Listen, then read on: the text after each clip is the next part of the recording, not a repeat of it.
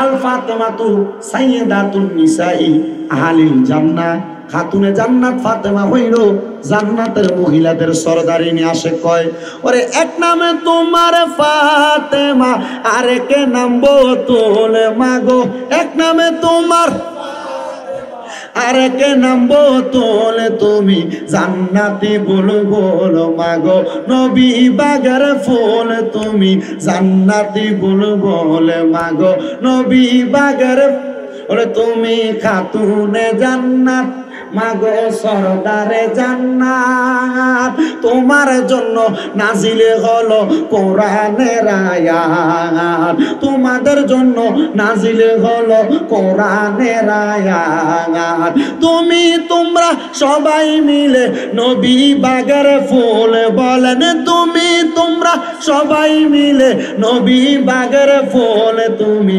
জান্নাতি বুলবুল মাগো, নবী বাগের ফুল বলেন, এক নামে তোমার ফাতেমা, আরেকে নাম বতুল মাগো, এক নামে তোমার আরেকে নাম বতুল, তুমি প্রেম বাগানের ফুল মাগো, নবী বাগের ফুল তুমি জান্নাতি বুলবুল মাগো, নবী বাগের ফুল। জোরে কন্যা মারহাবা। আল্লাহর নবী বলেন আমার ফাতেমা জান্নাতের মহিলাদের সরদারিনী। এ পর্দার অন্তরালের মা, এ আমার যুবক ভাইয়েরা, মুরব্বী বাবারা, তোমার কলিজার টুকরা মা, তোমার কলিজার টুকরা বউ, তোমার কলিজার টুকরা কন্যা, তোমার কলিজার টুকরা বোনের 4 প্রকারের নারী তোমার কাছে সবচাইতে বড় দামি। যদি তুমি তাদেরকে মা ফাতেমার সাথে জান্নাতে দিতে চাও, তাইলে তুমি তাদেরকে 1 নাম্বার পর্দা শিখাও, 2 নাম্বার নামাজ শিখাও, 3 নাম্বার লজ্জাস্থানের হেফাজত শিখাও, 4 নাম্বার স্বামীর আদেশ মান্য করা শিখাও। তাইলে মহিলারা এই 4 কাম করলে জান্নাতে যাইবা। আর জান্নাতে এমনে যাইবা না, খাতুনে জান্নাত মা ফাতেমার সাথে যাইবা। এ বাবা সুবহানাল্লাহ বলতে কষ্ট হয় আপনাদের? অসুবিধা হয় আপনাদের?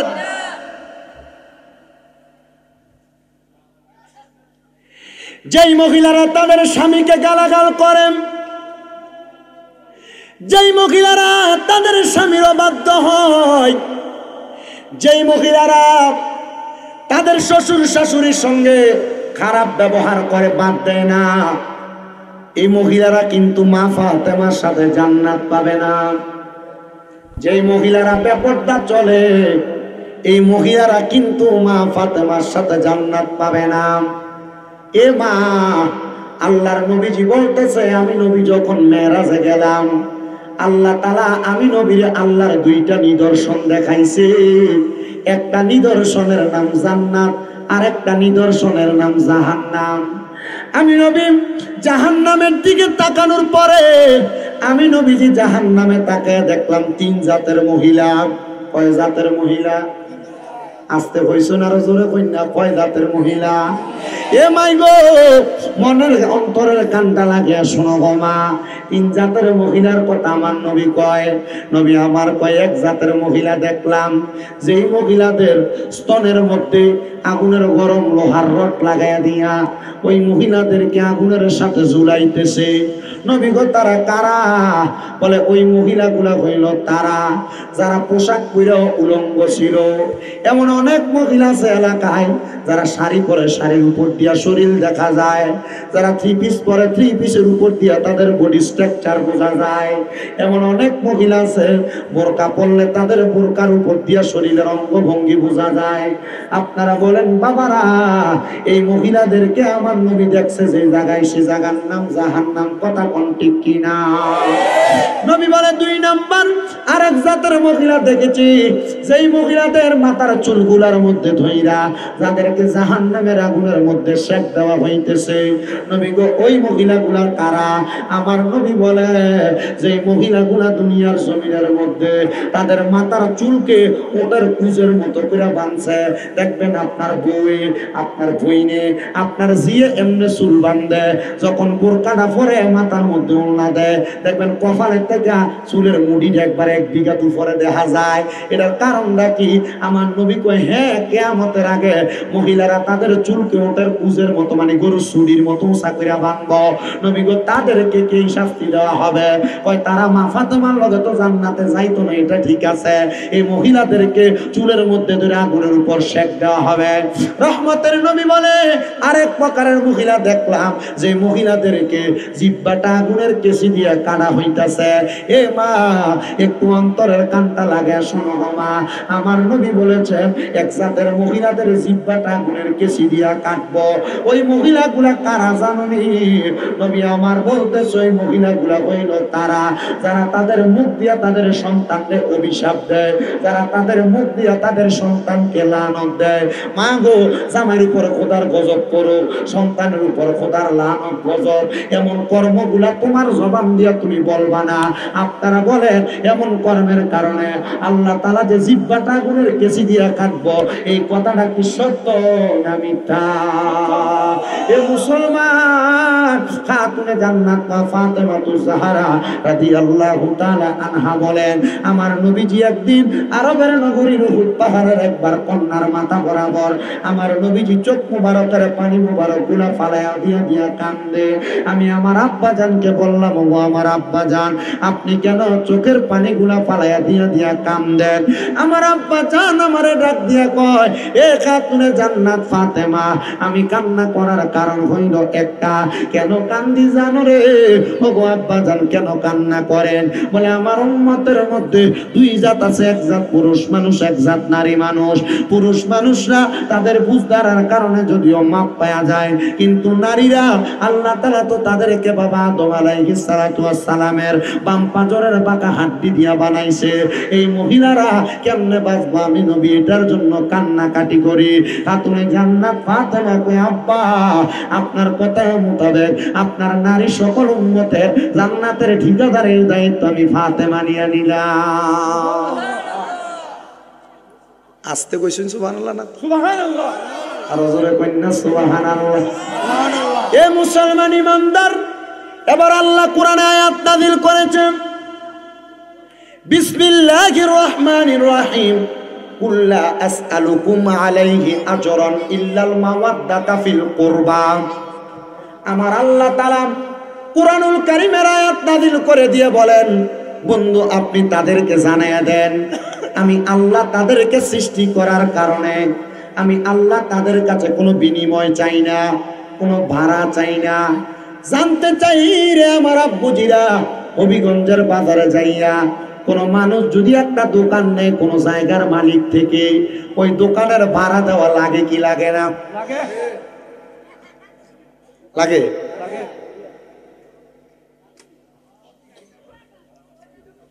এ মুসলমান ইমানদাররা, আল্লাহ বলে, হাবিব আপনি তাদেরকে জানিয়ে দেন, আমি আল্লাহ তাদের কাছে কোনো তাদের কাছে কোনো চাহিদা প্রকাশ করি না, ভাড়া চাই না, বিনিময় চাই না। আলাইহি আজরান ইল্লাল মাওয়াদ্দাতা ফিল কুরবা, আমি আল্লাহ চাই তারা যেন আপনার বংশধরদেরকে, আপনার আহলে বায়াতকে ভালোবাসে।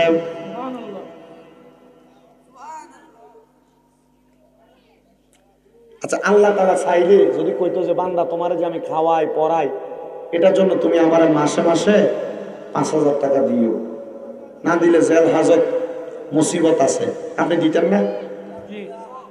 মাতেন না? দিতেননি? আল্লাহ তো আমি কোনো ভাড়া চাই না।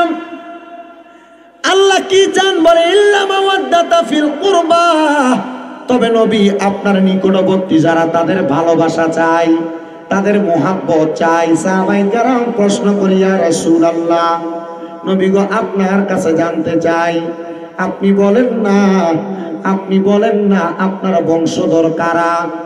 আমার নবী বলেন, আমার বংশধর হলো তারা। ও মায়ার নবী, তারা কারা?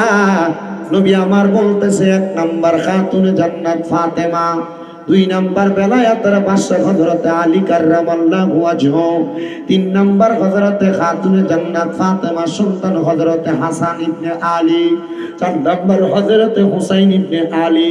এরা হইল আমি নবীর বংশধর, আমি নবীর নিকটবর্তী। তোমরা এদেরকে ভালোবাসো। নবী গো কেমনে ভালোবাসবো আপনি শিখিয়ে দেন না। আমার নবী বলে আমি যেমন ভালোবাসি তোমরা তেমন ভালোবাসো। এবার আমার নবী ভালোবাসার শিক্ষা দেয়। এ বাবা, যারা মদিনা শরীফ গিয়েছেন, আমিও গিয়ে আসছি অল্প কিছুদিন হয়। আপনারা ইউটিউবে দেখছেন আমার চুলগুলা লম্বা লম্বা ছিল, এখন আমার চুলগুলা ছোট দেখতেছেন। মাত্র 3 মাস হয় আমি মদিনা শরীফ জিয়ারত করে আসছি। মদিনা শরীফ থেকে একটু ডাইন কর্নার বরাবর কেবলা বরাবর 310 নাম্বার একটা গেট আছে। এই গেটটা দিয়া যদি ডান দিকে একবার কর্নার বরাবর হাঁটা হয়, একটু সামনের দিকে গেলে একটা মসজিদ আছে, মসজিদে কোবা, যে মসজিদের ভিতরে 2 রাকাত নামাজ পড়লে একটা উমরা হজের সওয়াব হয়। এই কুবা মসজিদ এবং মদিনা শরীফের মাঝ বরাবর একটা মদিনা শরীফের পুরাতন রেল স্টেশন আছে। কি স্টেশন? কাঠের রেলগাড়ি আর কি, কাঠের। এই রেল স্টেশনের পাশে আমার নবীজির কলিজার টুকরা কন্যা খাতুনে জান্নাত ফাতেমার জামাইর বাড়ি, মানে মাওলা আলী রাদিয়াল্লাহু তাআলা আনহুর বাড়ি, মা ফাতেমার ঘর মোবারক। সৌদি সরকার নেটের তারের জালি দিয়ে এটারে গ্যারান্টি দিয়ে রাখছে, চারিদিক দিয়া বাউন্ডারি করে রাখছে।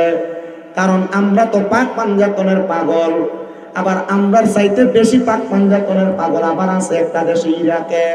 আবার এ জাতের ভিতরে শিয়াও আছে, শিয়ার কথা বলি না।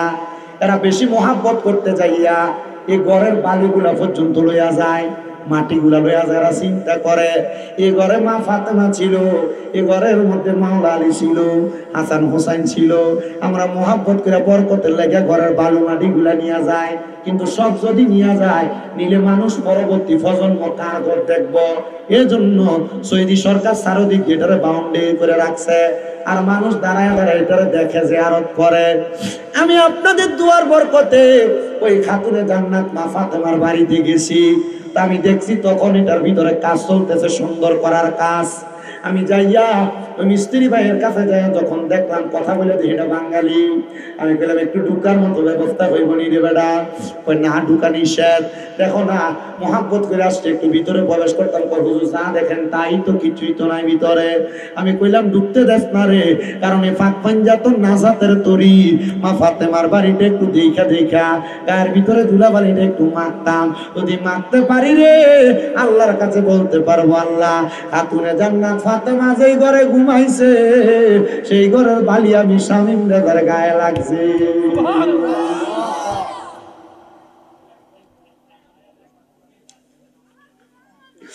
আমার মুসলমান ইমানদারেরা রে, নবী আমার বলে এ জগৎবাসীরা, শীতের সকাল বেলা আমি নবীজি ফজরের নামাজ পড়িয়া সপ্তাহে একদিন এই রাস্তা দিয়ে হাইটা হাইটা যাইতাম কুবা মসজিদে। নবী আমার বলে সকাল বেলা আমি নবীজি কালো রঙের একটা পশমি চাদর, কি রঙের কথা কয় না রে, কালো রঙের একটা পশমি চাদর লাগাই আমার নবী বলে আমি খাতুনে জান্নাত ফাতেমার বাড়ির দিকে রওনা করলাম। রওনা করার পর আমি নবী সালাম প্রদান করলাম, আসসালামু আলাইকুম ওয়া রাহমাতুল্লাহি ওয়া বারাকাতুহু। আমি সালাম দেওয়ার পরে ঘরের দরজার সামনে আইসা ওয়া আলাইকুম আসসালাম বললাম, আর ফাতেমা দরজা খুলে দেয়। দরজা খুলে দেওয়ার পরে আমি নবীজি খাতুনে জান্নাতের ঘর মোবারক, হুজরা মোবারকে প্রবেশ করলাম।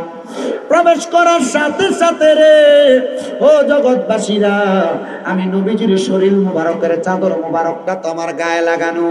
আমি নবী কি করলাম, আমার চাদর মোবারকটা এমন ভাবে মেইলা ধরলাম, মেইলা ধইলা বললাম, এ ফাতেমা তুমি আমার চাদরের নিচে প্রবেশ করো। এ হযরতে আলী রাদিয়াল্লাহু তাআলা আনহু তুমি আমার চাদরের নিচে প্রবেশ করো। এ হযরতে হাসান ইবনে আলী তুমি আমার চাদরের নিচে প্রবেশ করো। হযরতে হুসাইন ইবনে আলী তুমি আমার চাদরের নিচে প্রবেশ করো। কে ভিতরে ঢুকাইয়া আমার নবীজি আবার মাঝখানে, এবার নবীজি মাঝখানে, মা ফাতেমা, হযরত আলী, ইমাম হাসান, ইমাম হুসাইন, কয়জন? এদেরকে একসাথে বলে পাঁচটা পবিত্র দেহ আসে। কয় ও মনোবাই ফাঁকেতে পাঞ্জাতন নিরাকারে নিরঞ্জন, এক বস্তুতে দুই রকম বুঝায়। শরীয়তের শতক নাম, তরিকতের নাই মুকাম, হাকিকত বুঝিলে মারফতে পাই রে মন পাগলা বনুরাই। ও তুই ডুব দিলি না পাকে দরিয়ায়, ও তুই ডুব দিলি না শুভু খাইলি না এসকের দরিয়ায় রে মন পাগলা বনুরাই। ও তুই ডুব দিলি না পাকে দরিয়ায়। ও মুমিনি ভাই আমার নবীজির সিন্ধু কইয়া মারে পথের তালা দিয়া হাসান হুসাইন রাখছে ডাইনে ভাই। মা ফাতেমা শিকলে কইয়া তালাটা রাখছে হাতে কায়া, মা ফাতেমা শিকলে কইয়া তালাটা রাখছে হাতে কায়া। সাবি নিছে আলী মরতু যাই রে মন পাগলা বনুরাই। ও তুই ডুব দিলি না পাকে দরিয়ায়, ও তুই ডুব দিলি না শুভ খাইলি না এসকার দরিয়ায় রে মন পাগলা বনুরাই। ও তুই ডুব দিলি না পাকে দরিয়ায়। একটা জবান বন্ধ রাখবেন না, জবানটা ছেড়ে দিয়ে উচ্চ কণ্ঠে জোরে জোরে কোন আল্লাহু আকবার। আল্লাহুম্মা সাল্লি আলা, ক্যামেরার ব্যাগগুলো সরাও। মাদনা বিয়ানা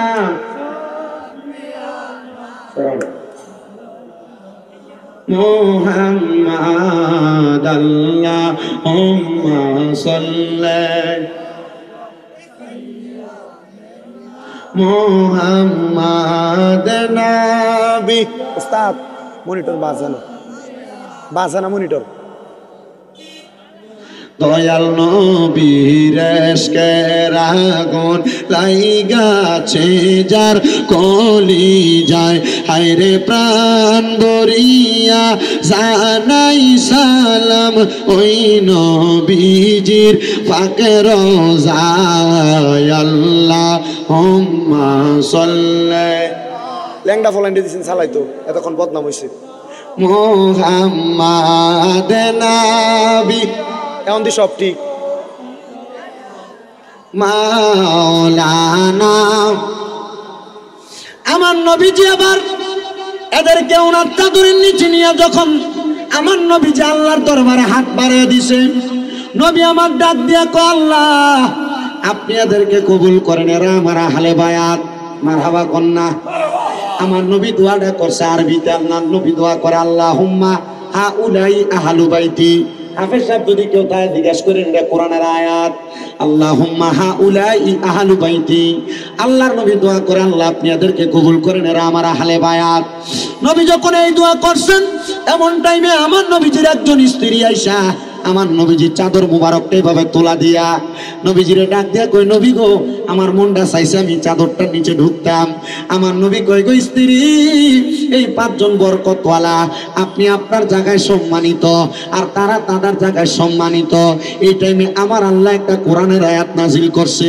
আমার আল্লাহ কোরআনের আয়াত নাজিল করে ডাক দিয়া কয় বিসমিল্লাহির রহমানির রহিম ইন্নামা ইউরিদুল্লাহু লিয়ুযহিবা আনকুমুর রিজসা আহলাল বাইতি ওয়া ইউতাহিরাকুম তাতহীরা। আমার নবী এই আয়াতে কারিমা জানিয়ে দেয় আল্লাহ তাআলার ঘোষণা, নবী যারা আপনার বংশধর নিশ্চয় আমি আল্লাহ তাআলা এদের মধ্য থেকে সকল প্রকার অপবিত্রতা দূর কইরা আমি আল্লাহ তাআলা এদেরকে পবিত্র বানিয়ে দিছি। আরে পাক বান্দাতন এমনে কয় না রে, আমার আল্লাহ তাআলা নবীর পরিবাররে পবিত্র বানিয়ে দিছে। এবার আমার নূরের নবী রাহমাতুল লিল আলামিন নবী বলে আমি আমার কলিজার টুকরা সন্তানদেরকে আহলে আওলাদদেরকে বড় ভালোবাসি। নবী এই কথা বইলা নবীর কলিজার টুকরা দুইটা নাতি হাসান আর হোসাইনকে আমার নবীজির কাঁধ মুবারকের মধ্যে নিয়ে রাস্তা দিয়ে হাইটা যায়। এমন টাইমে একজন সাহাবী ডাক দিয়া কয় হাসান হোসাইন যে সাওয়ারির উপরে উঠলা মানে নবীজির উপরে উঠছে, যে ডাক দিয়া কয় হাসান হোসাইন গো যে সাওয়ারির উপরে উঠলা সাওয়ারিটা বড় দামি। আমার নবীজি ঘাটটা ঘুরাইয়া ডাক দিয়া কয় এ সাহাবী শুইনালো, শুধু সাওয়ারি দামি না, সাওয়ারের উপরে যে সাওয়ারি উঠছে তারা দুইজন দামি। বলে কেন কেন গো? বলে নবী নন্দিনী কলিজার টুকরা, নবীজির কলিজার টুকরা নাতি মা ফাতেমা তুজহরা, নবীজির কলিজার টুকরা কন্যা সন্তান, এরা দামি হবে না আর দামিটা হবে কে? আমার নবী রাহমাতুল লিল আলামিন। নবীজি ডাক দিয়ে কয় জগতের মানুষ, আমার খাতুনে জান্নাত এত দামি, আমার ফাতেমা এত দামি। হযরতে ফাতেমা ওনার কলিজার টুকরা দুইটা সন্তানকে আমি নবীজির উম্মতের জন্য হাওলা করে দিছে। বলে হুজুর কেমনে গো? আমার নবীর 3 দিন পর্যন্ত মদিনাতে টোকায়া পাওয়া যায় না। রহমতের নবীর সাহাবী হযরত ওমর রাদিয়াল্লাহু তাআলা ডাক দিয়া কয়, এ মদিনার কাফেরেরা যদি রহমতের নবীরে কুইজা না পাওয়া যায় তাহলে একটা কাফেরেরও গর্দান থাকবে না। আমি ওমরের তরবারি থেকে একজনও বাঁচতে পারবা না। ওমর রাদিয়াল্লাহু তাআলা তো গরম সাহাবী ছিলেন, উনি এমন গরম মেজাজের ছিলেন, উনি ওই দুনিয়ার জমিনের মধ্যে যে রাস্তা দিয়ে হাঁটতেন শয়তান পর্যন্ত সেই রাস্তার কাছেও পর্যন্ত যাইতেন না। নবীর ওই সাহাবীরে এমন ভাবে ভয় পাইতেন, জবান খুলে জোরে জোরে বলেন আল্লাহু আকবার। এ মুসলমান ইমানদারেরা, নবীর উম্মতের দলেরা, গভীর মনোযোগ দিয়ে বয়ানটা শ্রবণ করার চেষ্টা করবেন গো আমার বাবারা। আমার রহমতের নবীকে যখন খুঁজে পাওয়া যায় না, হযরতে আবু বকর সিদ্দিক একদিকে খুঁজে বেড়ায়, ওমর ফারুক একদিকে খুঁজে বেড়ায়, ওসমান নূরাইন একদিকে খুঁজে বেড়ায়, মাওলা আলী একদিকে খুঁজে বেড়ায়, নবীরে কোথাও পাওয়া যায় না। খবর পাইছে আমার নবীজি পাহাড়ের গুহার মধ্যে কান্নাকাটি করে। নবীজির কাছে খাতুনে জান্নাত ফাতেমা ঘোড়ার পিঠে দৌড়ে যায়, ডাক দিয়ে আব্বা ওঠেন না গো, কেন আপনি উঠতেছেন না? আমার নবী উম্মতি উম্মতি বলে কান্দে। হাইরে মুসলমান, সুন্নিরা কেন নবী নবী করে? এটা করার অন্য কোনো কারণ না। সুন্নিরা জানে নবী সারা জীবন উম্মতি উম্মতি বলে কান্দছে, এখনো রওজা মুবারকে উম্মতি উম্মতি বলে কান্দে। এই জন্য সুন্নিরা নবী নবী করে কান্দে। নবী উম্মতের পাগল আর উম্মত দয়াল নবীজির পাগল। ওরে উম্মতেরই মায়াই নবী কান্দেন যারে যার, মাফ করে দাও হে আল্লাহ উম্মতে গুনাহগার। বলেন মাফ করে দাও হে আল্লাহ উম্মতে গুনাহগার। বলেন উম্মতেরই মায়াই নবী কান্দেন যারে যার, উম্মতেরই মায়াই নবী কান্দেন যারে যার, মাফ করে দাও হে আল্লাহ উম্মতে গুনাহগার। বলেন মাফ করে দাও ও হে আল্লাহ উম্মতে গুনাহগার। মা আমিনার কোলে যখন এলেন নবীজি, সেজদায় পড়িয়া কান্দেন উম্মতি উম্মতি উম্মতি উম্মতি।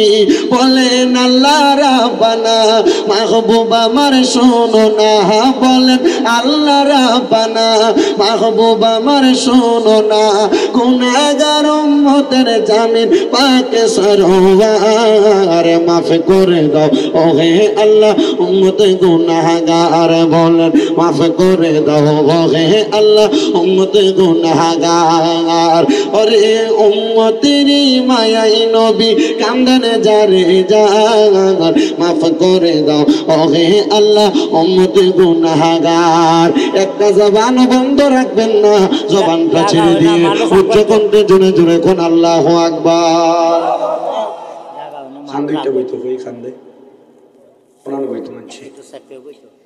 তোমরা অর্ধেক যা অর্ধেক ওয়াজুন অর্ধেক যাও কি, আর যারা খারাইছে তারা বইতো, এরা কই যাইগো না সামনে আগে বইতো কথা কোনানো বইতাম কই চাই একজনে খান্দে উঠতুনি যাও হইছে আলহামদুলিল্লাহ। ফইলের মানুষ ওয়াজনে ঠিক না নি, সবাই নবীর পাগল ঠিক কি না? এজন্য এত মানুষ আসছে। দেখি তো কারা কারা আসছেন, ডান হাত তুলে দেখেন। নারে তাকবীর, নারে সালাত, আলে সুন্নাতুল জামাত, হযরত মাওলানা কারি শামীম নেতা সাহেব। দেখছেন নাকি একটা পাগল? হ্যাঁ পাগল। আমার মাহফিল বাগজুর জায়গা হেনে, মাহফিল বহুলা জায়গা হেনে, মাহফিল তাগুরিয়া জায়গা হেনে। কিতে মারাবা কই না করে মা বই না আসেনি বড় আড়ালে শুনিনি ওয়াজ শোনাইরাম বেশি নি। আপনার কষ্ট হইতেছে বাবা? অসুবিধা হইতেছে? চা দিছি নি? সবাই একটু দূরে সরে পড়েন। সালাতুনিয়া সালামুনিয়া আস্তে পরে এই আস্তে দুরূদ শরীফ পড়িন না। দুরূদ শরীফ যখন পড়বা জোরে পড়বা, কারণ নবীজি বলছে আমার উম্মতের ভিতরে সবচেয়ে বখিল মানে কিপটা ওই উম্মত যার সামনে আমি নবীর দুরূদ পড়া হয় সে তার জবানটা বোবার মতো করে রাখে। চুপ করে থামিন না, নবীর দুরূদ পড়ার সময় জোরে জোরে পড়ে। নবীজি কইছেন যেই ব্যক্তি আমি নবীর প্রতি যত বেশি দুরূদ শরীফ পড়ে সেই ব্যক্তি আমি নবীর সাথে যে একই জান্নাতে কাছাকাছি থাকবে। একটু দুরূদ শরীফ পড়েন। সালাতুন ইয়া রাসূলুল্লাহ হাবিবাল্লাহ इश्क महबूब खुदा जिस दिल में हासिल नहीं लाखों मोमिन हो मगर ईमान में कामिल नहीं। सलातुनिया रसूल अल्लाह में सलामुनिया जमाले आशिका बाशद मुहम्मद ख्यालियों बरा बाशद अहमद। सलातुनिया रसूल अल्लाह মদিনার মাটি যদি হইতাম নূর নবীরে বুকের মাঝে রাখিতাম। সালাতুনিয়া রাসূলুল্লাহ আলাইকুম সালামুনিয়া হাবিবাল্লাহ।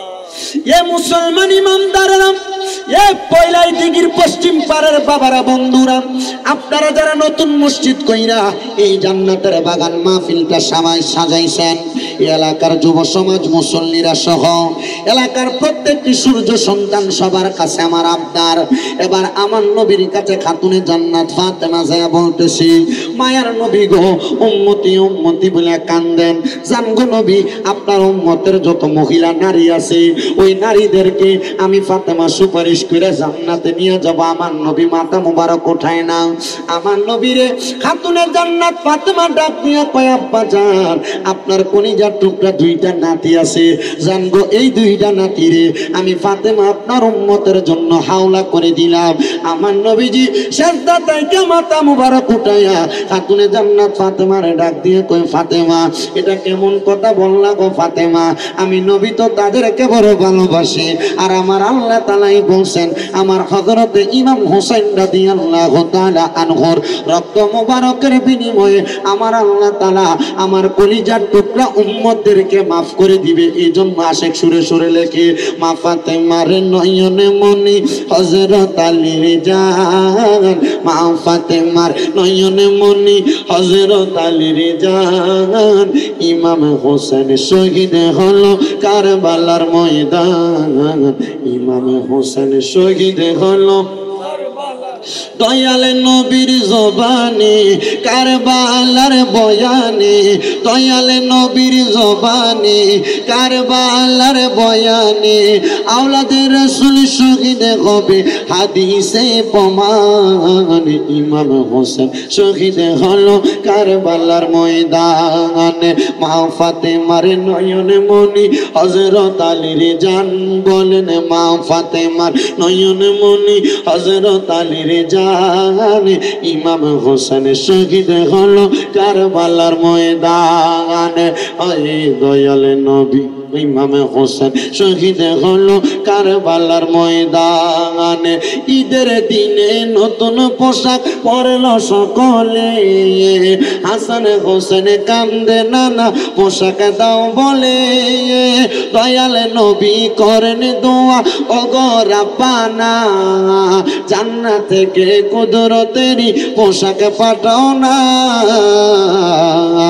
লাল সবুজের সেই পোশাকে কারবালার ঈশান, লাল সবুজের সেই পোশাকে কারবালার ঈশান, ইমাম হোসেন শহীদ হলো কারবালার ময়দান, ইমাম হোসেন শহীদ হলো কারবালার ময়দান। বলেন মা ফাতেমার নয়ন মনি হযরত আলীর জান, বলেন মা ফাতেমার নয়ন মনি হযরত আলীর আনে, ইমাম হোসেন শহীদ হলো কারবালার ময়দান। জোরে হয় না ইমাম হোসেন শহীদ হলো কারবালার। এ মুসলমান ওই মা ফাতেমার ইমাম হুসাইনে কোনো দুনিয়া তো জন্ম নেয় নাই। খাতুনে জান্নাত মা ফাতেমা বিবাহের উপযুক্ত। মক্কা নগরীর, মদিনা নগরীর, হেজাজ আল হারামাইন নগরীর বড় বড় বাদশারা নবীর কাছে খবর পাঠায়, নবী আপনার কন্যা ফাতেমা তো প্রাপ্ত বয়স্কা, আপনার কন্যা খাতুনে জান্নাত ফাতেমার বিবাহ দেওয়ার জন্য আমাদের সন্তানেরা এখনো পর্যন্ত প্রস্তুত গো নবী। সম্পদের অভাব নাই, টাকার অভাব নাই, কোনো কিছুর অভাব নাই, আপনার কন্যা ফাতেমারে আমার সন্তানের সাথে বিবাহ দেন না। বাদশারা আয়েশা নবীর কাছে বলে, রাজারা আয়েশা নবীর কাছে বলে। মক্কা মদিনার বড় বড় ব্যবসায়ীরা আমার নবীরা ডাক দিয়া কই, নবী গো আপনার কন্যা খাতুনে জান্নাত ফাতেমারে এদের সাথে বিবাহ দিবেন নি গো নবীজি।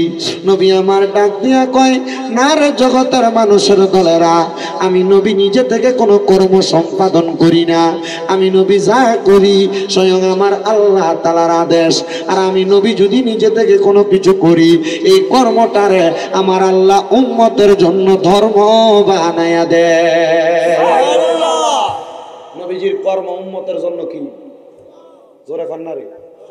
নবীজির কর্ম উম্মতের জন্য কি? ধর্ম বানায়া দেয় রে ধর্ম। নবী আমার কই, জগতের মানুষের দলেরা আমার খাতুনে জান্নাত এমনি বিবাহ দেওয়া হবে না। আমার খাতুনে জান্নাত যখন বিবাহ দিব, আমার আল্লাহ তাআলার ইশারায় আমি বিবাহ প্রদান করব।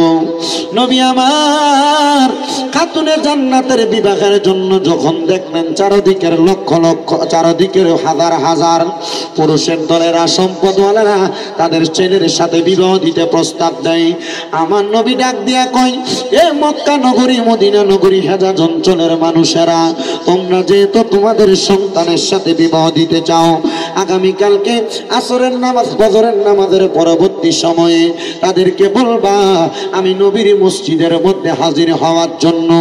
সবাই মসজিদে নববীর মধ্যে হাজির, আমার নবীজির কলিজার টুকরা কন্যাকে বিবাহ করবে।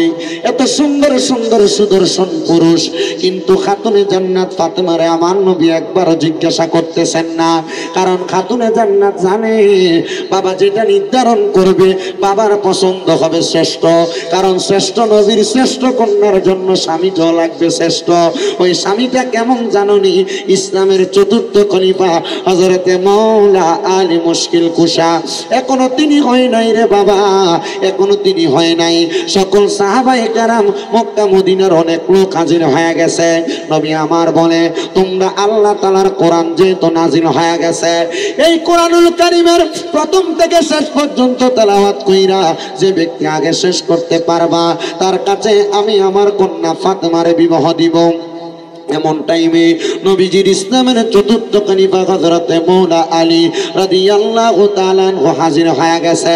ডাক দিয়া বলতেছে, এ জগতের মুসলমানের দলেরা, এই নবীর উম্মতের দলেরা, একটু মনোযোগ দিয়ে শ্রবণ করার চেষ্টা করেন রে বাবারা। যেহেতু আমাকে সাবজেক্ট দিয়েছেন খাতুনে জান্নাতের জীবনী, মা ফাতেমার জীবনী, আমি চেষ্টা করতেছি ওনার জীবনী থেকে দুই একটা কথা বলার জন্য। খাতুনে জান্নাত ফাতেমাতুজ জাহরা রাদিয়াল্লাহু তাআলা আনহুর কলিজার টুকরা স্বামী মানে নবীজির চাচাতো ভাই হযরতে আলী রাদিয়াল্লাহু তাআলা আনহু এমন টাইমে মসজিদের নববীর মধ্যে হাজির। ডাক দিয়ে কই, ওগো দয়াল নবী, আপনি যে সবাইকে ডাকলেন কারণটা কি? বলে, কারণ হইল যে ব্যক্তি সর্বপ্রথম কোরআনুল কারীম সম্পূর্ণ তেলাওয়াত করতে পারবে, তার কাছে আমার কন্যা খাতুনে জান্নাত ফাতেমারে বিবাহ দেওয়া হবে। হযরতে আলী রাদিয়াল্লাহু তাআলা আনহু তাকে দেখে অনেকে কোরআন শরীফের প্রথম অংশ পড়ে, অনেকে কোরআন শরীফ তেলাওয়াতের সূরা বাকারা তেলাওয়াত করে, অনেকে তেলাওয়াত করতে করতে সামনের দিকে আগায়।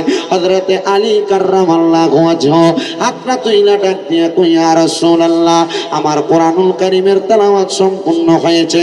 সবাই অবাক হয়ে গেছে। এর হযরতে আলী রাদিয়াল্লাহু তাআলা আনহু, তুমি যে সবার শেষে আগমন করলা, কেমনে পড়ে শেষ করলা? আমার নবীজি মুস্কি মুস্কি হাসে। সবাই বলতেছে, নবী গো না, হযরত আলী তেলাওয়াত শেষ করতে পারে নাই, আমরা ওনার আগে আইসা পড়া শেষ করতে পারি নাই। হযরত আলী কেমনে শেষ করে ফেলল গো নবী? আমার নূরের নবী রাহমাতুল লিল আলামিন নবী আমার ডাক দিয়া বলতেছে, হযরত আলী তুমি কেমনে শেষ করছো বলো না। উনি ডাক দিয়া কই, ইয়া রাসূলুল্লাহ আপনি নবীর জবান মুবারক একদিন বলতে শুনেছি, জবান দ্বারা একবার সূরা আল ফাতিহা তেলাওয়াত করলে, তিনবার সূরা আল ইখলাস তেলাওয়াত করলে, কোরআনুল কারীমের প্রথম থেকে শেষ পর্যন্ত একবার তেলাওয়াত করার সওয়াব পাওয়া যায়। নবী গো সূরা ফাতিহা একবার, সূরা ইখলাস তিনবার তেলাওয়াত করেছি। আপনি নবীর জবান মুবারকের কথা সত্য, আমি তেলাওয়াত করেছি, আপনি বলেন না আমার খতম হয়েছে কিনা।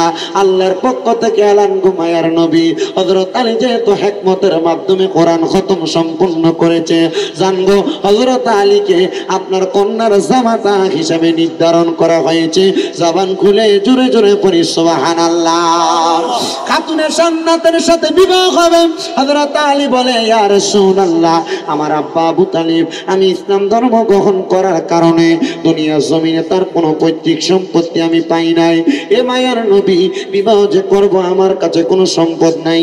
মা ফাতেমার যে বিয়া হইল, আমরা সমাজে মোহরানা মুরব্বীরা নির্ধারণ করে 5 লাখ 7 লাখ 10 লাখ টাকা 20 লাখ টাকা 30 লাখ টাকা, চট্টগ্রামের দিকে 30 লাখের নিচে কোনো মোহরানাই নাই।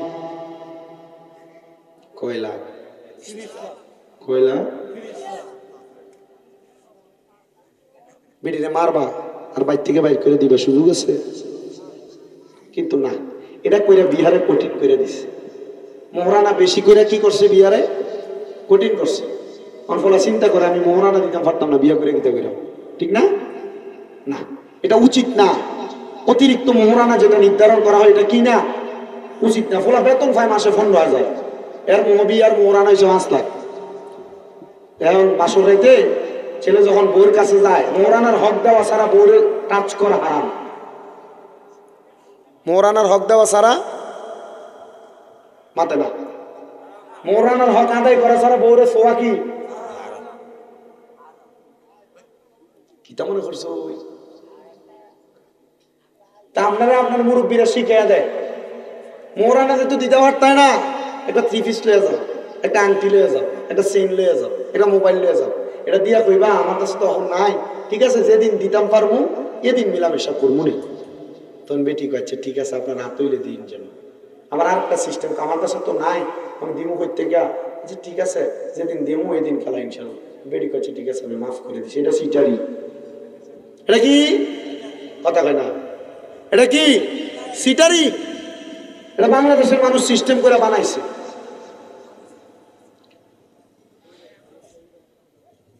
কারণ আপনার বিয়া করার সময় আপনি যান, আপনার সামর্থ্য 2 লাখ, আপনি বিয়া করতে যান 2 কোটি টাকার মালিকের মাইয়ারে, তখন এরা মোহরানা লেহে বেশি, কথা কয় না।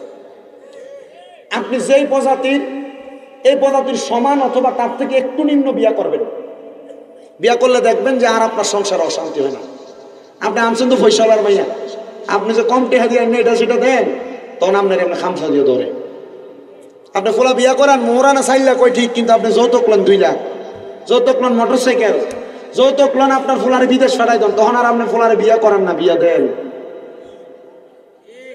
তখন আর ফুতের বউ আপনার সাথে বিয়ের মতো আচরণ করে না, চাকর চাকরানির মতো আচরণ করে। কথা কয় না কেন? কথা বলেন না কেন?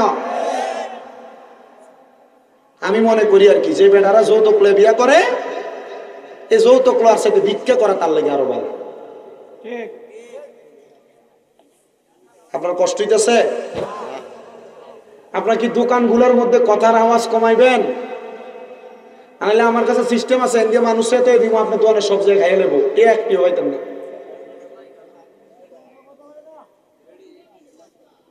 তো কিরে গেছে নাকি দাদানি খাইতো, লবণ কম হয়েছে তো হ্যাঁ কয় না শোনা যায়।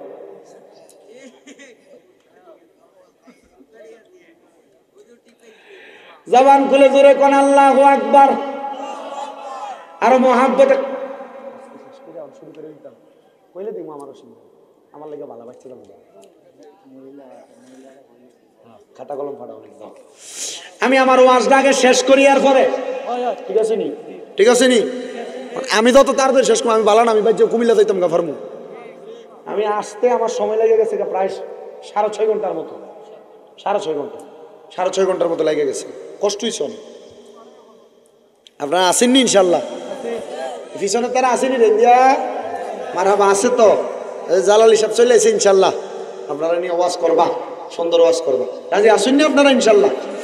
এ আমার মুসলমানেরা খাতুনে জান্নাত ফাতেমার বিবাহ হবে কি মোহরানা দিল মাওলা আলী রাদিয়াল্লাহু তাআলা আনহু ডাক দিয়া কই ইয়া রাসূলুল্লাহ কিছুই তো নাই। হযরত ওসমান জিন্নুরাইন রাদিয়াল্লাহু তাআলা আনহু কয় এই নাও আমার তরবারিটা দিয়া দিলাম এটা বাজারে বিক্রি করে তুমি বিবাহের কার্য সম্পূর্ণ করো। মারা তরবারি দিয়া দিছে নবীজির কলিজার টুকরা সাহাবী হযরত আমির হামজা উনি বলেন আমি আমার বুক বন্ধা দিয়া দিলাম। এ আলী নাও আমার বুক বন্ধা বিক্রি কইরা বিবাহের কার্য সম্পূর্ণ করো। আমার আলী রাদিয়াল্লাহু তাআলা আনহু খাতুনে জান্নাতের জন্য নতুন কাপড় কিনা নতুন জামা কিনা খাতুনে জান্নাতে বিবাহ করবে। আর আমার নবীজি হযরত আলী রে খাতুনে জান্নাতের বিবাহের সময় একটা আটা ভাঙ্গার জাতা দিবেন উপহার আটা ভাঙ্গার জাতা। শুধু তাই না রে একটা পালং দিবেন খেজুর পাতা দিয়া বোনা। এ শুধু তাই না রে আমার রহমতের নবীজি আরো ছোট ছোট অনেকগুলা পিড়ি দান করেছেন হযরত আলীকে। এগুলা মাওলা আলী রাদিয়াল্লাহু তাআলা ঘুরে খুশি হয়া আমার নবীজি হাদিয়া প্রদান করেছে বলেন সুবহানাল্লাহ। এ আমার পর্দার অন্তরালের মা যদি ওই মা ফাতেমার সাথে জান্নাতের মধ্যে থাকতে চাও গো মা কোনদিন স্বামীর সঙ্গে বাজে ব্যবহার কইরো না স্বামীর কথার বাধ্য হইও না কোনদিন বেপরদা চইলো না গো মা। মনে রাখবা গো মা খাতুনে জান্নাত ফাতেমা তুজ-জাহরা রাদিয়াল্লাহু তাআলা আনহা তুমি মা জননীরে নিয়ে জান্নাতে যাবে তোমারে সারা যাবে না এটা ওনার ওয়াদা। ওই খাতুনে জান্নাত ফাতেমা তুজ-জাহরা যখন এই দুনিয়া থেকে বিদায় হয়ে গেছেন আমার নবীজির কলিজার টুকরা হযরতে হাসান হুসাইন রাদিয়াল্লাহু তাআলা আনহু কারবালার ময়দানের মধ্যে শাহাদাত বরণ করবে 9 মুহররমের রাত্রিবেলা। হুসাইন রাদিয়াল্লাহু তাআলা আনহুর স্ত্রী হযরতে জাহরা বানুর রান মুবারকের উপরে আমার নবীজির নাতি হাসান হুসাইন রাদিয়াল্লাহু তাআলা আনহু উনি বলেন আমি তার রানের মধ্যে উরুর মধ্যে মাথা রাইখা আমি কোরআন তেলাওয়াত করতেছিলাম। কোরআন তেলাওয়াত করতে করতে আমি ঘুমায় গেছি। মনে রাখবারে বেটা মানুষেরা স্ত্রীর উরুর মধ্যে মাথা রাইখা কোরআন তেলাওয়াত করা এটা আসহাবে রাসূলদের সুন্নত নবীর সাহাবায়ে কেরামের সুন্নত। কিন্তু বেটা মহিলা আপনার স্ত্রীর উরুর মধ্যে মাথা রাইখা আপনি কোরআন তেলাওয়াত করবেন দূরের কথা বাড়িতে গেলে আপনার মুখের ভিতরে সিগারেটের দুর্গন্ধ লাগে আপনার বউ থাকতেই পারে না।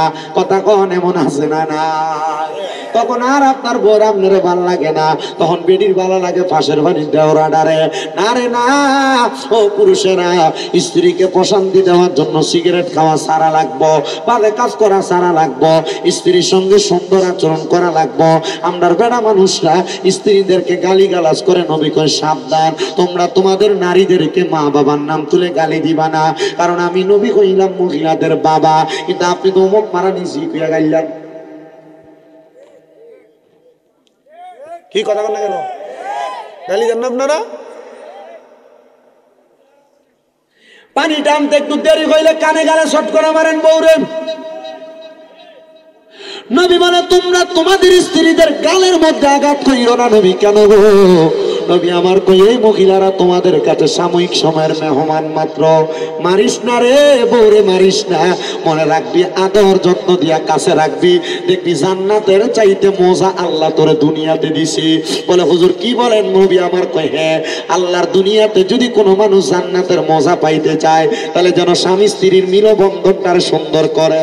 যেই ঘরের বউ বালা এই ঘরটা জান্নাত যে ঘরের বউরে একটু কোন রকম তেচ্ছা হই সেটা জাহান্নাম বানায় ছেড়ে দিছে। কি রে আরে আজকে আমাদের কুমিল্লার এক ছেলে পরিবারের এই চাপের কারণে ফাঁসি দিয়ে মরে গেছে। ইসলাম ফাঁসি তোর জীবনের দাম আছে বউ বালা না হইলে তার বাপের বাড়িতে বিচার দিস এরপরে যদি না হয় বিছানা আলাদা করে দিস এরপর যদি না হয় কোন রকম একটা সমাধান করার চেষ্টা করিস ফাঁসি দিস না ফলাফল। অনেক মহিলারা স্বামীর অত্যাচারে ফাঁসি দিয়ালা দেয় না দিস না মা এটা করিস না তোর জীবনের দাম আছে ইসলামের শরীয়তের বিধান আছে। তুই যদি সুখী না হস তোর জামাই যদি শারীরিকভাবে সক্ষম না হয় ছাড়ার বিধানও তো ইসলাম দিছে সিস্টেম আছে বাংলাদেশে ওইভাবে মিলামেশা করিস। তবে মা যদি বাচ্চা থাকে বাচ্চাটার দিকে তাকায় হইলেও কষ্ট করে সংসারটা করিস কথা কোন না কেন?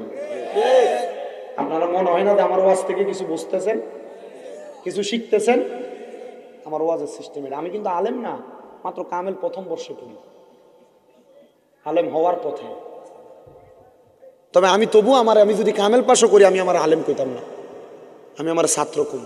আপনারা দোয়ায় আমার এখনো 6টা মাদ্রাসা, 6টা। আমার মাদ্রাসার ভিতরে 1170 জন ফোলাফাইন, 1170 জন ফোলাফাইন লিয়ে ফইলে দিয়ে আইটটা গেলে এলাকাটা ঘোরা ফিরে যাইতো কেনা?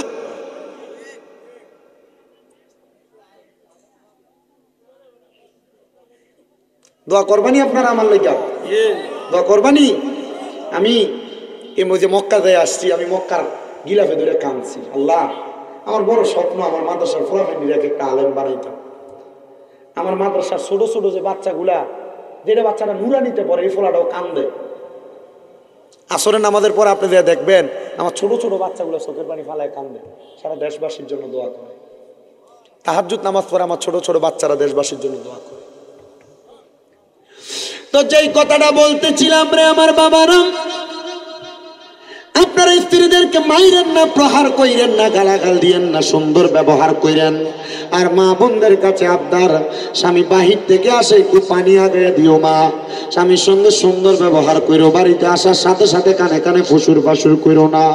স্বামীর মনটা খারাপ হয়ে যায়, তখন আর তোমারে ভালো লাগে না। পানি খুঁজলে বেডি কয় নিজে লইয়া খাইতে পারে না, তখন বেড়া ঘর থেকে বাইরে দেয়, বাবির ভাবে একটু পানি দিন না, তখন বাবি পানি দেয় না, লেবুর রসি পা দেয়, তখন আর নিজের বেডিলে ভালো লাগে না, লগের বাড়ির বাবি ডানে ভালো।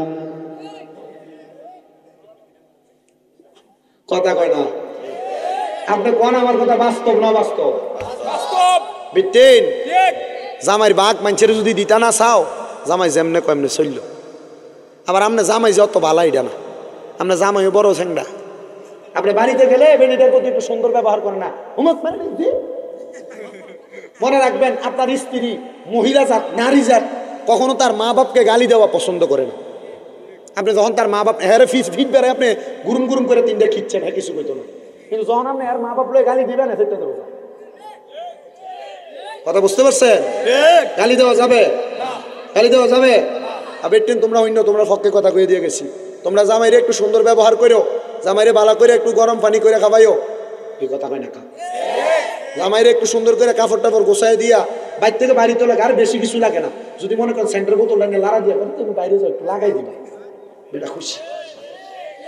তখন তে আর বাইরের বেডির দিকে নজর দিত না। কথা কয় না রে? কারণ আমার বউ তো আমার আদর করে, আমি বাইরের বেডির দিকে যাইতাম কি লেগা? ঘরের বেডি আদর না করলে তো বাইরের বেডির দিকে চা, আর যদি ঘরের বেডি আদর করলো বাইরের বেডির দিকে চা, এটা লুচ্ছাবে না। ওয়াজ কামো লাগবো নি, লাগবো নি।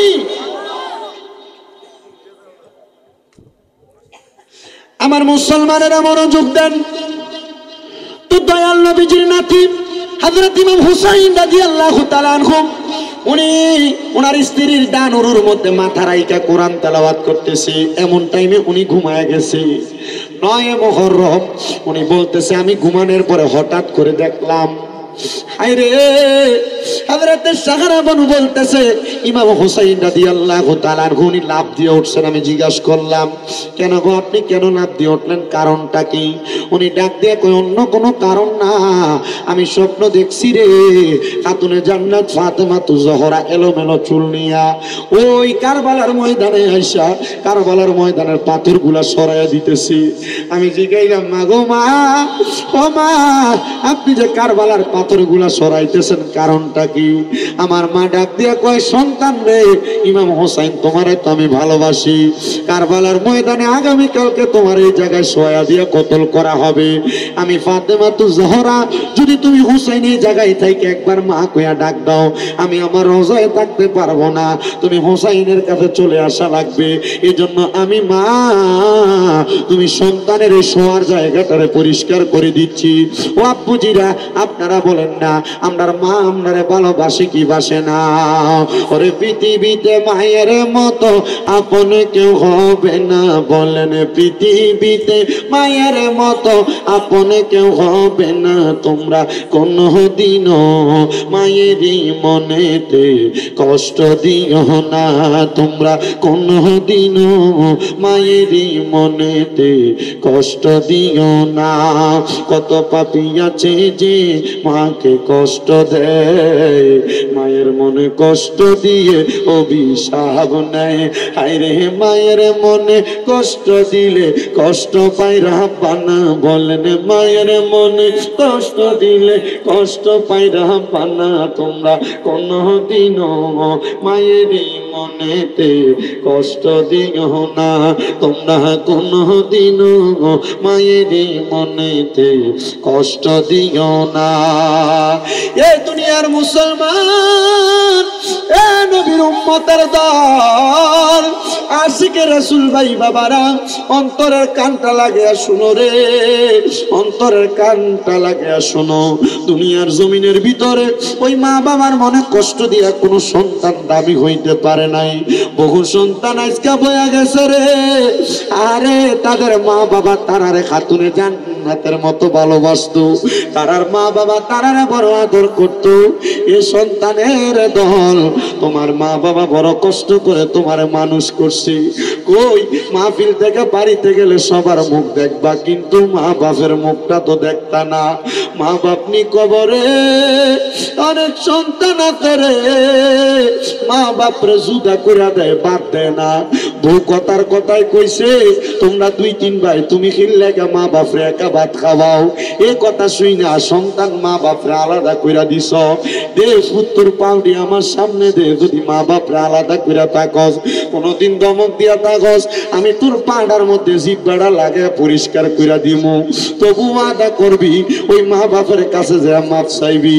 মা বাপের কাছে মাপ না চাই আরে, আরে বাংলাদেশের বড় আলেম দিয়ে ওয়াজ করাইয়া কোনো লাভ হইতো না।